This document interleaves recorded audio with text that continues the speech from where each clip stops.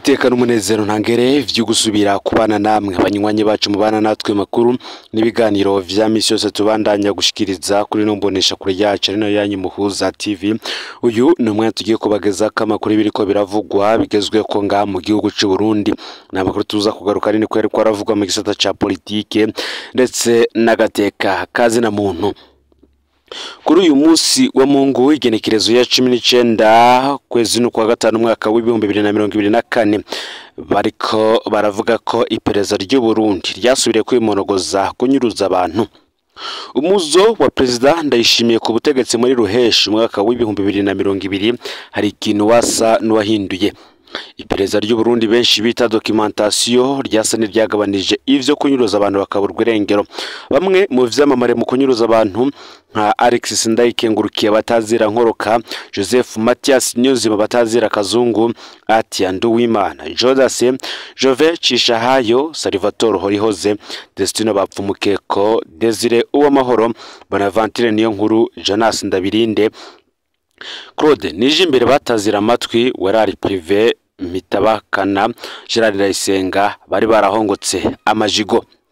Ariko ivyo iperereza ry'u Burundi ririko rirakora muri no minsi nta kamaramaza. Hagati y'ukwezi kwa Ruheshi na Kigarama mu mwaka w'2020 iperereza ryarabandanije kunyuruza abantu ariko ku rugero ruto turabiye kukungene vyari vyifashe ku butegetsi bwa Nkurunziza. Mu mwaka w'2021 iperereza risa n'iryahagaritse rwose amabi yo kunyuruza abantu rica risubirirwa n'iperereza rya gisirikare G2. Uwo mwaka iperereza rya gisirikare canke se G2 ryarihaye ibara mu gihugu cyose. Ivyaha biri ku gatwe ka Colonel Ernest Musaba yatwara iperereza, cegera ciwe Lieutenant Colonel Libere Niyonkuru n'akarwi kabicinye kari karongowe na Ajuda Major Onesphore Ndayishimiye batazira Braddock. Amakuru yashizwe ahabona yinyuzwa ryari yimonogoje rikorwa n'iperereza rya gisirikare yatumye G2 ihagarika ayo mabi muri Munyonyo umwaka w'2021 mbere n'abarongoye iperereza rya gisirikare barakurwa mu mabanga. Ayo mabi igendereza rya gisirikare ryari ryarakoranye n'iperereza rya Reverien Ndikuriye ku mutwe waryo hari umushinga amateka arazaremvuye kurebe n'akarwi kari karongowe n'uwari ajejwe umutekano wa Ndikuriye umupolisi Jean Marie Vianney Rwasa. Umwaka w'2022 wabaye umwaka w'agahengwe mu bijanye no kunyuruza abantu mu Burundi. Ibitigiri vyarakorotse gose. Muri myandagaro umwaka w'2022 Colonel Alfred Innocent Museremu yarabugujwe mu burongozi bw'iperereza mu gihugu hagati bica bivyara agahengwe ntangere. Colonel Domitien Ndayizeye amaze gushika amabanga yahoramwo Museremu yaraje ari intore. Muri ico gihe benshi bafatwa banyurujwe tubamenye tukabavuga Domitien niyo nkuru yacatanga itegeko ryo kubarekura vyihuta. Ildefonse na Domitien vyabagendekeye gute muri uyu mwaka w'2024? Iki ni ikibazo cibazwa na benshi. Igenwa rya Gerard Ildefonse Abarurema batazira Kikongo mu burongozi bwa SNL yari ryaragize ingaruka nziza tugeranije n'ivyakorwa ku butegetsi bwa Nkurunziza aho mwiperereza. Umuzo wa Colonel Domitien niyo nkuru warujuzananye n'icuka ciza cyane ariko muri no minsi ibintu vyayangaye koko. Ibintu vyagiye biraba nabi bukebuke. Mu mwaka uheze w'2023 abantu bose banyurujwe bakaburwa uwo mwaka vyarabonetse ko banyurujwe n'iperereza. Muri Rusama umwaka uheze w'2023 Alexis Ndayikengurukiye batazira nkoroka wenye nanyuruje abantu batatu ku mugwa mukuru w'intara ya Bururi. Aha harimwo Focus Niyubuntu Jean Claude Ndayikengurukiye ndetse n'abaritazari nta karutimana.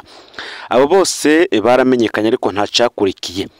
Abatwara iperereza mu ntara nka Elifaz Niyongabo mu gisagara ca Bujumbura, Felix Havyarimana afatanije na Shabani nimubona Muyinga, Jerime Tangishaka Ibubanza barasubiriye kwihibara atankomanzi. Muri uyu mwaka w'2024 ni hakamaramaza kaduka. Ubu nta minsi tatihera atamuntu anyurujwe. Hari abatari bake barasubiriye kuboneka kandi ibimenyetso vyinshi bavyerekana ko batwawe n'iperereza rifatanije n'imbonera kure. Abagize Imana bakaboneka bose dusanga bapfunzwe mu busho bw'iperereza, kikaba ikimenyetso kitabesha ko iperereza ry'u Burundi ari ryo ririko riranyuruza abantu. aho bikomereye nuko twasubiye mu bihe bimeze nk'imyaka ya nyuma y'ubutegetsi bwa Perezida Nkurunziza, aho kunyuruza abantu vyakorwa mu rudavagi. Ufise ububasha wese akiha uruhusha rwo kunyuruza no kwica uwashatse. Ubonaho abantu bapfa ivyabo, ufise uwo bazinanye mw'iperereza aca mubwira bagafyonda imvo za politike, bagaca banyuruza umwe banka. Naho abantu bashwanira muri groupe WhatsApp gusa, ufise uwazi muri SNL aramuhamagara, ikibazo bakigikomeza umuntu akaba aranyurujwe n'akamaramaza.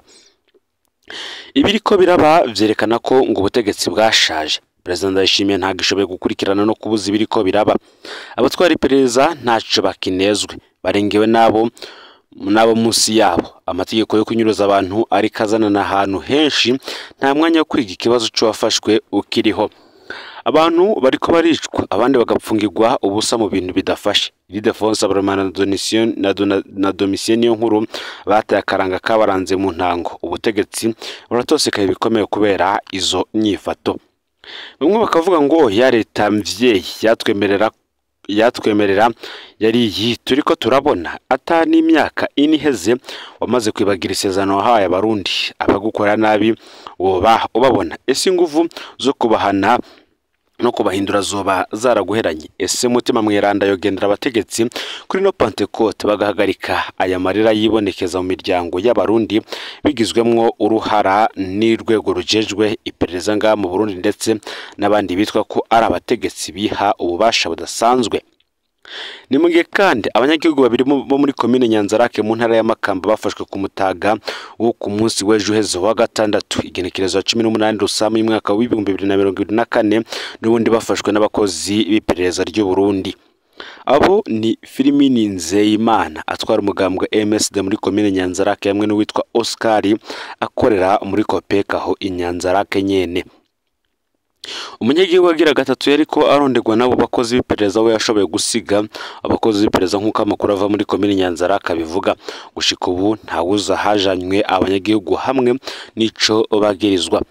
Ubwo banamakenga ari menshi mu banyagihugu biboneye ifatwa ryabo, ngo kuko imodoka yari yabatwaye yameze nk'igenda yerekeza imakamba ku mugwa mukuru w'intara, ngo yamara hakubandanya ngo yaciye iguma izunguruka hagati mu barabara ari mu gisagari c'Inyanzarake. Ngo vyaboneka ko abatwaye abanyagihugu bakoze ivyo kugira ababonye ivyabo bantu bafashwe ntibamenye ivyakurikiye. Naho biruko abanyagihugu bakeka ko abafashwe baba bamanukanye mu iperereza Bujumbura, bakaba babatabariza ngo ntibagirirwe nabi canke ngo bishwe. Bamwe muri abo banyagihugu bavuga ko intwaro ya CNDD-FDD ngato mu Burundi atazoyikugura. Eka ngo n'abari mu mugambwe CNDD-FDD ngo nyene nabo bamaze kubona ikibazo kirimo, kuko amarorerwa ikorera abarundi harimwo kubica renze urugero. Mu butandukane bwabo abarundi ngo bakwiye guhaguruka n'ubundi bakagoma basemerera ivy'agateka kabo n'ubwo ubutegetsi taco bikorako. Ni mugihe kandi hari inkuru nziza yaraye ishitsa wa munywanyi w'umugambwe MSD azwi ku mazina ya Gahungu Dieudonné wo muri Gihanga centre muri komine ya Gihanga mu ntara ya Bubanza, yari yanyurujwe yaraye arekuwe, akaba yarasubiye mu biwe. Nkuko amakuru dushikira bivuga, Gahungu Dieudonné yarekuwe ku munsi w'ejo wa gatandatu. Ariko rero ngo naho Gahungu Dieudonné yaraye arekuwe, abamubonye bemeza ko bamuciye ikimuga mu kumuhohotera ku buryo muri kino gihe no guhaguruka bidashoboka. Bamwe bakaba ariko baribaza uzobazwa iryo hungabanywa ry'agateka kazi na muntu rirakorerwa abanyagihugu kuri ubu. Ni mugihe kandi iyindi nkuru y'umunezero inyuma yo gutabarizwa n'ibimenyeshamakuru bikorera inyuma y'igihugu. Umumenyeshamakuru Ahmad Rajab akorera ikinyamakuru Akeza.net yarekuwe ku mugoroba wo ku munsi wa kane w'iyindwi. Uyu akaba yaramaze ikiringo c'indwi zirenga zibiri apfungiwe mu iperereza ry'u Burundi, ahorwa akazi kiwe n'umwuga wo kumenyesha amakuru. Umumenyeshamakuru Ahmad Rajab imbere yo kurekurwa akaba yarasubijwe ibikoresho vye vy'akazi, araheza asohorwa iperereza. Kuva ku igenekerezo ya 2 Rusama y'umwaka wa 2024 niho yahagarikwa, atanguye gufata amasanamu yerekeye ingene isoko ya Ruvumera muri zone Buyenzi mu gisagara ca Bujumbura ariko irasha. Ico gihe akaba yari yaciye yakwa ibikoresho vyiwe, araheza atwarwa nabi n'abakozi b'iperereza. Tubibutse ko kuva ico gihe cose imenyeshamakuru bikorera mu Burundi gushika n'ikimenyesha makuru Akeza.net yari asanzwe akorera nta numwe yigeze atabariza umumenyesha makuru, eka nawe umuryango we bakaba baratewe ubwoba ku rugero rusiga ubwenge. Naho umumenyesha makuru Ahmad Rajab akorera ikinyamakuru Akeza.net yararekuwe, mwamenya ko kandi hakiri abandi bamenyesha makuru batatu bagisigaye bapfunzwe, harimo Florian Rangabiye nabo nyene bapfungiwe ivy'akazi kabo. Ayo rero niyo makuru yaragezwe ko muri kano kanya. Ufyonde subscribe canke sabone niba utari washyira ko kugira ngo tucikanwe na dushikiriza sangiza no makuru bagenza aho baherereye hose kugira ngo nabo baje bashikirwa nayo riko biravugwa habigezwe ko ngaha mu gihugu c'u Burundi, hanze imbezi igihugu c'u Burundi ndetse no makungu yakure. No Muhuza TV, Imana iba hezagire.